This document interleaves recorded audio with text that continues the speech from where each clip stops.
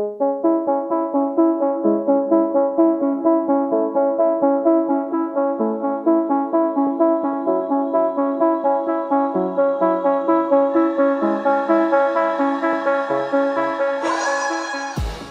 and welcome to the Blackout podcast, where I get to talk to amazing people who do amazing things. And today, I'm so happy to have the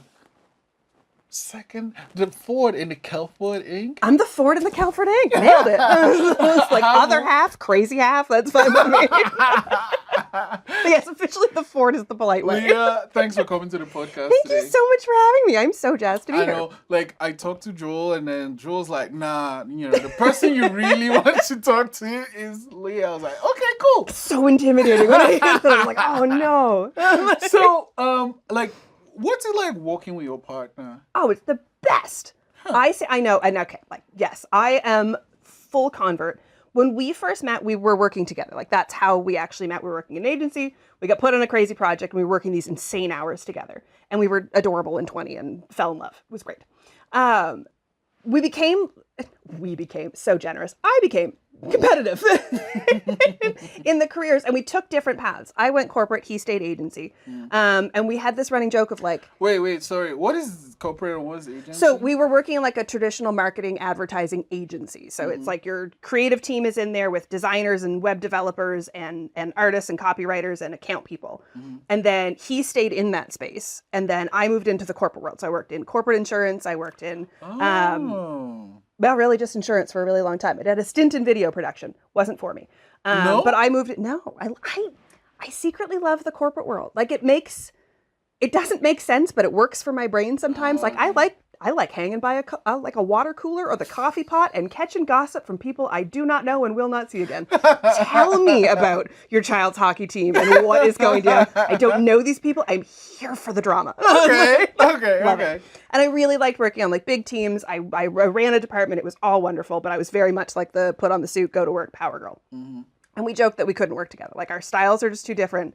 I'm competitive. This would never work. And then through time, like, he decided it was time for him. He had always dreamed about starting his own business, and he wanted to do this. And I was in a job that I wasn't particularly thrilled with, and he needed help. So I was like, well, I'll just pitch in for like a month or two while I'm looking at other options. I fell in love with it. This weird world of entrepreneurship. And now we are like, we've morphed into one person. Right. For better, for worse, in sickness and in health. Now the couple has become like one person, and it is a comedy of errors most days for the personal life. But it's the most fun thing I've ever done. Oh, wow. Like, I get to see my husband shine in a way that if I didn't work with him every day, there's this whole half to his life that I would never know. And it's so cool to see. And now we've got it kind of worked out that we only have to do, but we get to do the things we love to do the most. And because we are such opposites, it kind of balances out that we just do yang, it right? is very much. Because we find our groove. Yeah, so like Awesome. there are things that he enjoys doing he that loves. you cannot stand. My nightmare. And then there's the Flip opposite. side. So 100%. yeah. But even like we sleep on different schedules. Like I am a night hawk, and so and he is, as far as I'm concerned, a crazy morning person. Like he's up like with the sun, and if I have to be up before 8, I'm like, I don't understand what is happening in the world around me. We took the dog for a walk at like 7:30 one time, and I literally marveled. I was like, this is what the world it is looks like. I was like, weird. I was like, but show me like a 2 a.m. Loving it out there. Moon looks great. Don't understand the morning. So we can fit in different vibes in different spaces. So like we live in the same house. We're married to each other. We work from home. We have office spaces, but we work from home in separate offices now. And still I can go chunks of my day without seeing him, which is, I think, good. I think for everybody it's good. It's good for him too, to not have to be like, I'm a lot, Israel. I'm like, I need to see you all the time? All the time? It's like, no, I was like, we just text each other between floors. So it's like, we joked the other day. I was like, oh man, if we got vintage and had like a fax machine, I would totally fax you upstairs. Like, there's no need for this to be a there'll be conversation. people that are watching this episode. I'm like, what is a fax machine? So I met one of those people the other day, and I love her so much. But she was like, she's like, I've heard of them. And I was like, yeah, oh. what is a fax machine? For I'm those people, so could you tell? Old. What a So fax machine is? it's a weird looking printer that doesn't print normal, but makes a strange beep boop sound that you phone a piece of paper message to you. And then it will spit one out. And like there used to be one at my desk in a corporate office I worked at. I was the only one on the floor who had it. So it would startle me. Like I'd just be sipping a coffee and not expecting it. It was like, like, what? There's a ghost in my cubicle. No, it's the friggin' printer. There's a fax coming in from a telemarketer being like, there's a conference in Toronto. And I was like, you're wasting my time. I've spilled my coffee on myself now because you wanted to tell me about a conference in Toronto. Funny story. I was watching a show. I can't remember. Like I watch too much TV, but I don't know. I was watching this show. So there's like a hostage situation, and this lady finds a fax machine, and then I'm watching with my friend, and they're like, "What is that?" What you even do? And I was like, "Okay, I was ready for quicksand. I was ready for kidnappers. I was ready for." No, it was a fax machine. I was like, fax machine, I can do this. I was like, I'm ready with tape cassette players. God. Yeah, so she found a fax machine and kind of used it because they took all their phones and stuff. So she used a fax machine to crack the code. Yeah. Oh, I remember. It's called Will Trent. It's a great TV show. Anyway, How to survive using only archaic technology now. Oh my God. Brilliant. Yeah. It's like, what a brilliant plotline. You have to escape, but you only have a fax machine. Yeah. It's like also watching a show with a pager and trying to explain what a pager. It beeps. Now you have to go find a payphone. Hope you have a quarter. I don't know what you're going to do. So let's go way back. Like, what did you want to be growing up? Oh man, my mother, so I'm the only child for my parents and I'm the baby of my whole family. So my childhood's very well documented.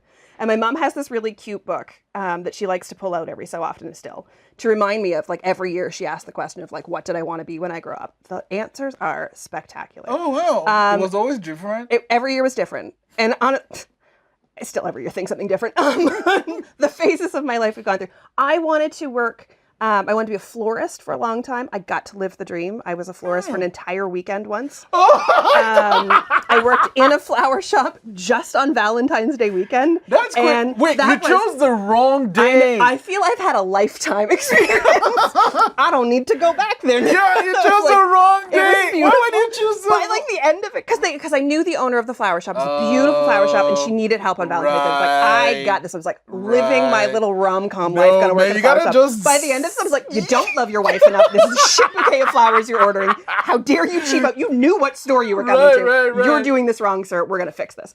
So that didn't last. But I wanted to work with flowers, and now I have beautiful. I have chaos gardens, but I have flowers all the time. We talked about that. You call yourself a lunatic. I'm a chaos gardener. I'm here for it. Gardener. Lunatic gardener, absolutely. Yeah. I'm here to like ensure that there are boundaries, but that's it. There's no organization. Okay. So what else was so in that book with you? 1 year it actually says a Greenpeace chick, which. What is? I know. What? I wanted to work for Greenpeace.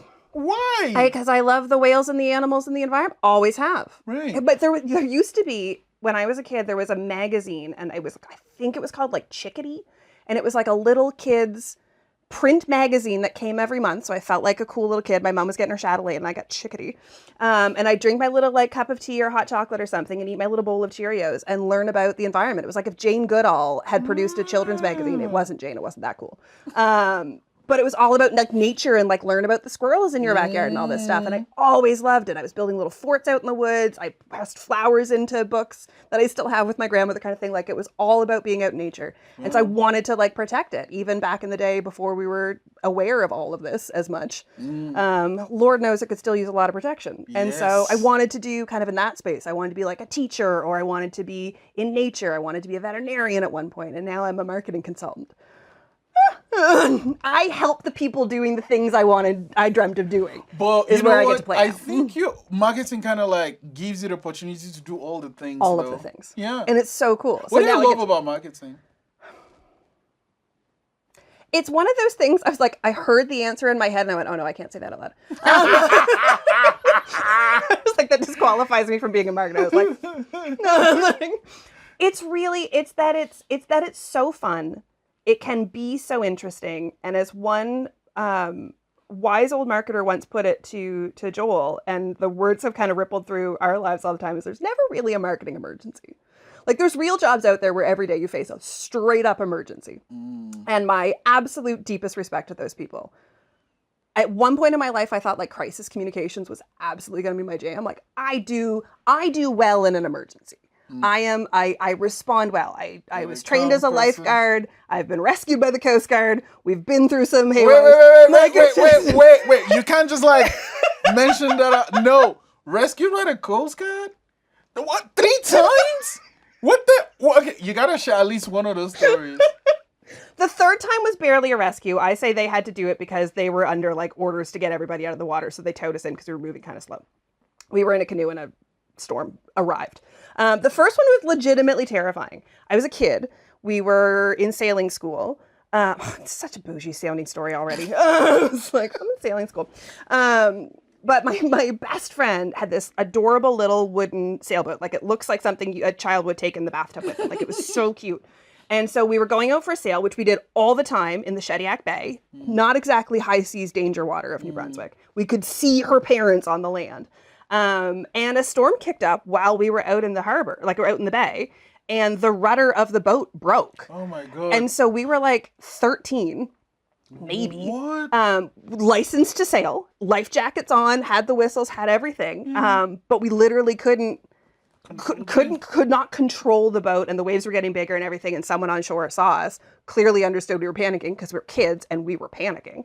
And so the Coast Guard came and rescued us. And more embarrassing that, it was the kids who lived at the end of the street, who we thought were like so cute because they were like 17 and 18-year-old boys. And we were just enamored with these like heroes who lived at the end. They were like the nicest guys imaginable, the sweetest family, the nicest guys. They'd help your grandmother with groceries kind of thing. And we just like were like, these idols live at the end of the street, and then we're like, oh my God, they're rescuing us. We've lost all credibility. We were like 12 and 13. We had no credibility. But in our little hearts, we're like, ruined. Yeah. So now in my like 2 truths and a lie, I was like, 3 times the Coast Guard. No one guesses that. Especially for me, sweet, innocent, law-abiding, low-risk tolerance. Don't like getting in boats anymore. Wow. So, yeah. Wow. Okay, well, glad you...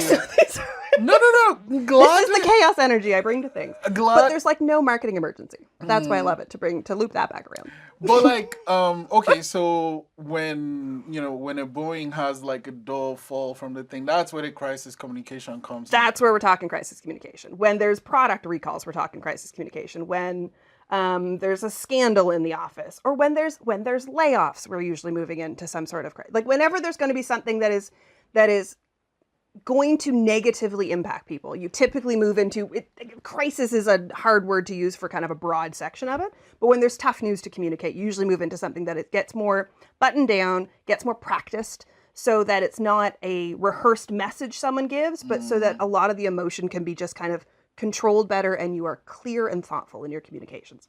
I like that world, but it takes a toll on you after a while. And I'm a really big heart in the work that we do. And what I love so much about the work I get to do now is it's very much spaced in this place of like, I want you to love what you do, because we work with entrepreneurs. I get to work with entrepreneurs and founders all the live long day. They're the coolest people because they made an insane decision to become an entrepreneur. It's a wild ride.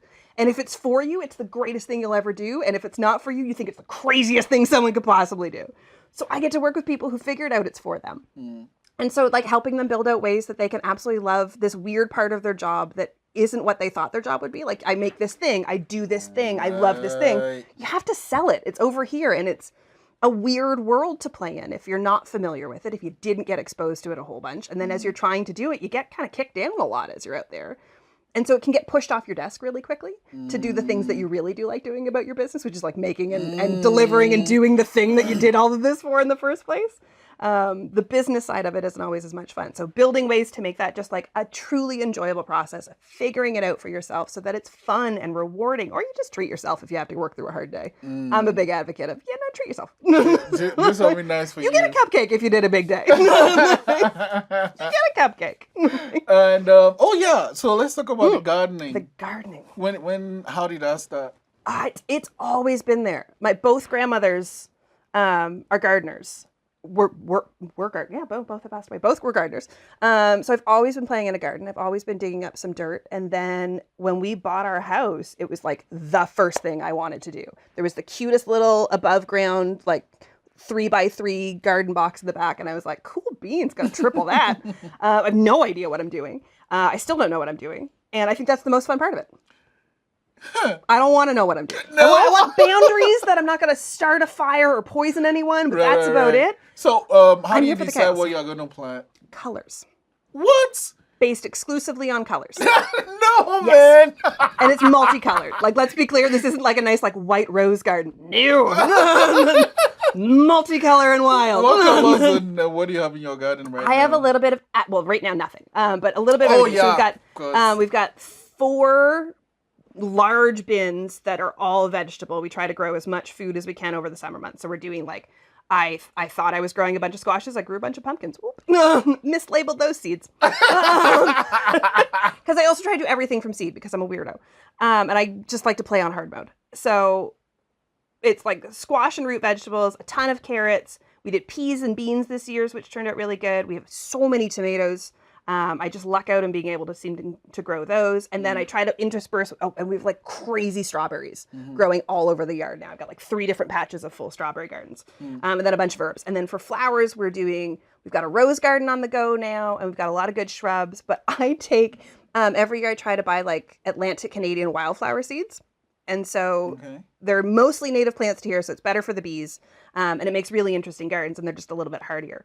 And then like one little packet is supposed to do like your whole yard. And I'm like, 4, shake them in my hand, 1 meter. Why? Let's see what happens. And we're like, let's see what takes hold. So every year something else grows. They have to fight. You have to fight it out in my garden. And you're probably not getting watered, and you're definitely not getting weeded, but you're going to fight it out amongst yourselves to see who gets the space to grow. And then those beautiful flowers come up. What but came it's the out chaos this summer? run.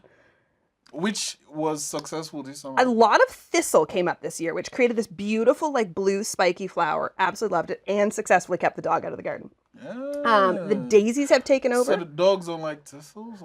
They're pointy, and so he's a real delicate baby, and he doesn't like the pointy. Because normally he's trotting all through trying to eat my flowers. We get along great. He helps dig up the ground for the bulbs. The tulips came in really well this year. The daisies came in beautiful this year. I've got fall asters. They grow about 5 feet tall now. They kind of take over everything. Smokes. But then you like one big swoosh of a cut, and I've got these like massive bouquets that get to come in the house. So everything that I want them being cut to come into the house, so my house is full of flowers. You get to be a florist again. I get to be a florist again, except just like, oh, man. If the florist was just like drunk, that's really what it feels like. You don't know what you're getting. We don't know how it's going to show up. I cannot guarantee there aren't bugs in it or how long it's going to last, but we're going to have some fun. We'll have some flowers. But I've got beautiful vases, so it always looks lovely. Okay. Because the container makes it look good. The flowers look good too. Flowers, and all of it, because this is the thing, like a weed is a flower without a good budget. Like, this is just that, like, it's all marketing, folks. It's all marketing. And I think this is the thing, like, being a marketer ruins you for the rest of the world. Because I see through the ploy and the play that you're making in this one. Like, ooh, my long stem cut roses. And you're like, yeah, no, they're absolutely beautiful. But so is the daisy from the ditch. It's just you're seeing it in context of a ditch, not in a crystal vase. Come on. One of them's free. Okay. Oh. This is it. This is why Joel told you to talk to me. No, man, I'm having a wonderful time. I'm like, I don't want to sign. Okay. I usually let guests go with this question. And like, what is something that happened before you were 17 that made Leah? Oh, see, okay, this was my great debate. It was going to be the story about the Coast Guard, the first one, because it was before 17. But I thought a more appropriate one that is probably the least surprising story to tell now. When I was 15, super shy kid. No. Yeah, I know. Super shy kid. Still reasonably shy on my off days. Okay. Hard to believe, I know. So I'm going to this so I'm in New Brunswick, and in New Brunswick at the time, I don't know if it's this way in Nova Scotia, I don't pay attention to schools here, but grade 9 meant high school in New Brunswick. 9, 10, 11, 12 is all in high school. So I'm going to I'm leaving my elementary school, I'm going off to high school, and I'm not going to the high school in my neighborhood that technically I should have gone to. For postal code purposes, I'm going to the one across town because my mom teaches there. And so that is the reason I can get transportation. I get to go to that one.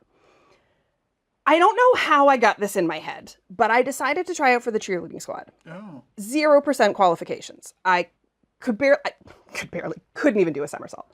Have never done a cartwheel, a handstand, any of them in my life. Zero gymnastic skill. But cheerful. So let's see. And I was like, I'm not good at making friends because I'm a shy little quiet thing. Being on a team feels like a thing that would happen. And the rest of my family's all very like sports people, and went to that high school and were like, be on a team of something, you'll love it. So I was like, all right, I'll do this. We'll see what happens. So I try out. Somehow I make the team. Absolutely no business being on that team. Somehow I make that team. And this is the transformation. I was 15 years old and a shy little kid, and I met my best friend that day. Oh. We are still best friends. Holy There's a smokes. pack of us from that high school. 3 of us were on the cheerleading squad together. And we just all celebrated our 40th birthday this past summer, all going on a trip. Like, it is this moment of like, I found a group of girls at the time and now incredible women. And it has been, if you know me now, like me saying I was a cheerleader in high school it's like the least shocking statement I could say. Like, you're bubbly and bouncy and cheer for things and literally like clap at things all the time. Like, how is this surprising? I've clapped several times today in here. Like, unsurprising. I was like, for me then it was a crazy out of my comfort shell thing. And it was a world of difference. And I like cheer for things and am excited by things and can speak in rhythms. Like, love a good chant. And so like, it's really easy to do. And I think back to that one as being like this moment of, if I hadn't done that, I wonder what would have happened. Like, what other club would I have joined? What other friends would I have made? And what would life be like? I cannot fathom my life without these women in it now. They are the most incredible sisterhood. And I met them in the 1900s. Well, Which I like to remind their daughters now, because they all have a bunch of little girls. They're all so sweet. And I was like, I've known your mother since the 1900s. And it breaks their little brains. And I was like, yeah, no, she old. So am I. Here we are. Oh my God. But that's it. But that's Leah, the one. No, thanks for sharing that something. story. That's a beautiful, beautiful one. And be a cheerleader. we've created our friendship for years and years and years. Best women in the world. Okay, so you brought some magic to the studio today. I'm going to let you go with a little magic of my own. So here's the marker and a pen. Okay, literally thought we were going to do a magic trick. But... And you're going to write a number between 1 and 60. Do not show me. We're doing a magic trick. Oh my Yeah, God. yeah, yeah. Oh my God, it's happening. Once you're done, you can like point it to the camera, either one. And I'm going to use these cards to tell you what your number is, hopefully. I've already forgotten the instruction of my numbers between what and what. 60. Okay. It's like I'm super good at this. Okay. Hopefully it should work. I think. Let's find out. Once you if it's not, we'll just do a second take. Fingers crossed it works. Okay. Got it? Okay. Okay. Let me know. So the numbers, it's going to be on at least one card, but it can be on more than one card. So I'll need your help here. Is your number on this card? No. Okay. Is on this one? No. All right. Is it here? Yes. Oh, okay. Is it here? No. Huh. Okay. Love the sounds we're making as we go. I was like, Is he here? I'm going to fail this part of the test. No. Huh. And is he here? Yes. Okay. This is not a good combination. Feels right. Give me a second here. I'm struggling a little. Okay, I think I know it. It's 12. It's 12. Okay, I ate that swear word. Yeah. Dude! Magic! Leah, I love it! Thank you so much for coming. Oh, you clapped! Okay.